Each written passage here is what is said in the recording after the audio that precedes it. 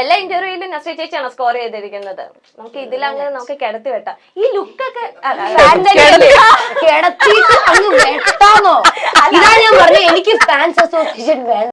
എന്തൊരു ചളിയാടോ, ചളിവാരിയൊക്കെ തെറിപ്പിക്കുവോ, പൊത്തുവോ ചളിവാരി. ചെറുതായി വരുമോ ബേസിലേക്ക്? ഇങ്ങനെ ചെറുതായി പോവല്ലേ? കുഞ്ഞുമാവ ഇവറ്റൊരു കുന്നുവാവ അരികൂടാമൊരു കുന്നുവാവ തൊപ്പിവറ്റൊരു കുന്നുവാവ അരികൂടാമൊരു കുന്നുവാവ.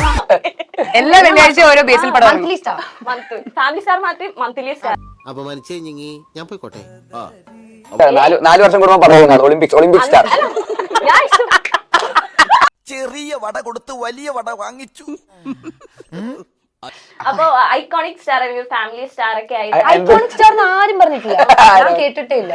സ്റ്റാർ എന്ന് പറഞ്ഞ എന്താ? വേറെ ലെവൽ. അർത്ഥം എനിക്ക് അറിഞ്ഞൂടാ. നല്ല വെയിറ്റ് ഉള്ള വാക്കല്ലേ, കൊള്ളാമോ? എല്ലാം വാരി കഴിക്കാറ്.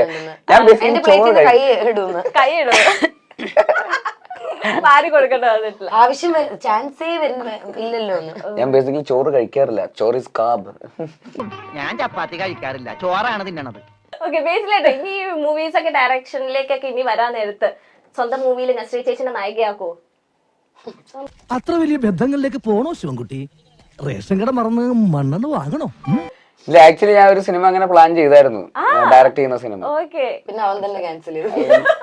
വേണ്ടെന്ന് വെച്ച് എന്തുകൊണ്ട് വേണ്ടെന്ന് വെച്ചാൽ കുറച്ചുകൂടെ നല്ല ആരെങ്കിലും കിട്ടിയിട്ട് ചെയ്യാം എന്നുള്ള.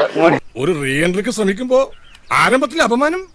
കേരള ഫയർഫോഴ്സിനും ഇവിടുത്തെ നാട്ടുകാർക്കും മണവാളാൻ സൽസിന്റെ പേരിലും എന്റെ വ്യക്തിപരമായ പേരിലും ഞാൻ നന്ദി രേഖപ്പെടുത്തിക്കൊള്ളുന്നു.